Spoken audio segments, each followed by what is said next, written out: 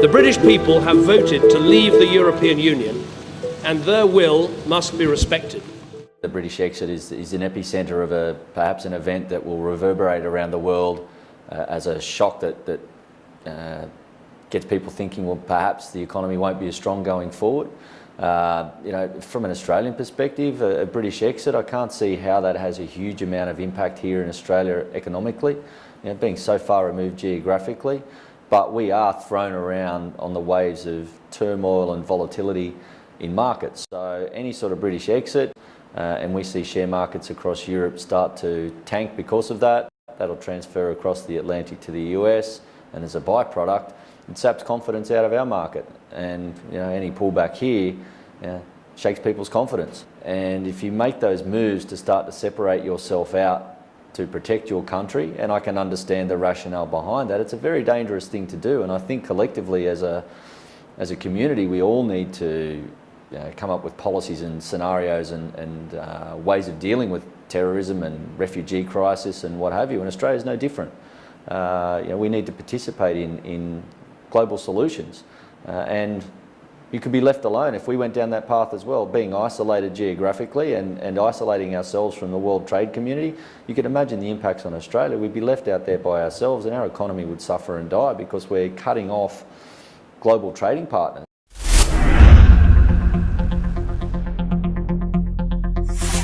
Britain opts out, the French say, well, if you do it, we'll do it. And you've got 10 or 15 of the world's biggest economies started to become insular, yet they still want the benefits of operating in a global economy. You can't have one without the other. So it's a dangerous situation. I think when we look at the impacts across the world of a British exit, the economic side of things is only a byproduct of what it means, what message that sends to communities, what message that sends to people. It's like, you're not a part of us, you want to do these things by yourself, and the world's changed too far. You can't go back to those isolated, remote views. You have to actually come up with new ways and systems and new ideas of dealing with global challenges, and it's probably not the best outcome that we could have.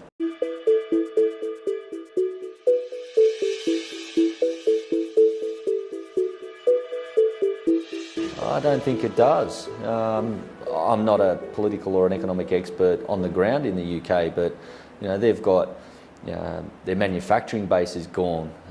Their financial base is being eroded because London, after the GFC, had to be dismantled to a certain degree as the epicentre of world finance. Some of the world's biggest banks based in London either no longer exist or went into public ownership. So that financial backing, or that financial centre of London, doesn't exist anywhere near what it used to be. So you go down a path of an exit, and no oil, no natural resource, a declining or a smaller banking and finance sector than they've ever had. You go, well, where are you getting your growth and your opportunities from?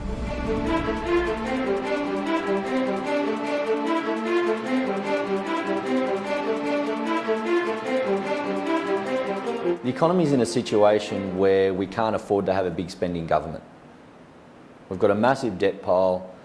The exchange rate at say 73 or 74 cents, because we're borrowing offshore and we're in US dollars or in euro, our interest payments have gone up. That puts more strain on the budget because a greater proportion of income has to be directed towards serving interest payments based on the dollar declining. And to add more debt to that situation to look after the welfare or the welfare class, very dangerous thing to do. Socially, yeah, it makes sense. We've got to make sure everybody's looked after. Economically, the economy's not in a position that we can have a big spending government add more debt to it.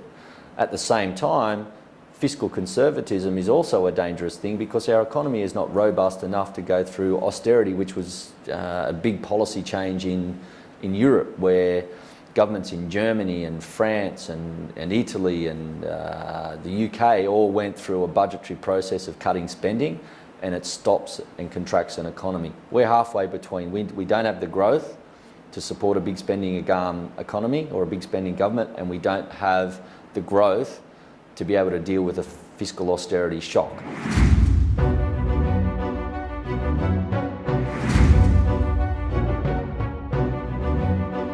New South Wales would be a beacon of perfect economic management in the world. We have no debt, We have a surplus budget. Yes, that may have been driven by stamp duty receipts in the past, but they've recognised those stamp duty receipts will decline. They've targeted foreign investors, and that's more a political play by trying to improve housing affordability and stopping land banking, which I totally agree with. We've got, they've got challenges of a smaller GST share over the coming years. The federal government is penalising New South Wales for good economic management, but they just get on and do what they can with what they've got. And they've run a perfect game plan and long-term plans around infrastructure and long-term plans around technology. If you were anybody in the world and you wanted to live in an economy that's got all the hallmarks of growth and opportunity and the shock absorbers to deal with external shocks or another GFC type scenario, New South Wales is the place you would want to be.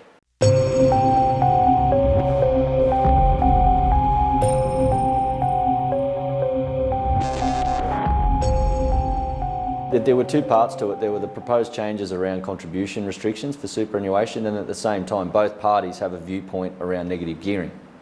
Very different, but they've both looked at that negative gearing aspect. So if you look at it in isolation and the proposed changes to superannuation, you would have automatically assumed people would have gone outside the superannuation system. They've looked at negative gearing, they would have gone down the property avenue to create their wealth. And that is also an issue where a lot of wealth is tied up in property. So when they've both been attacked or looked at politically in this election period, what you found is people have put their hands in their pocket. They're not doing anything.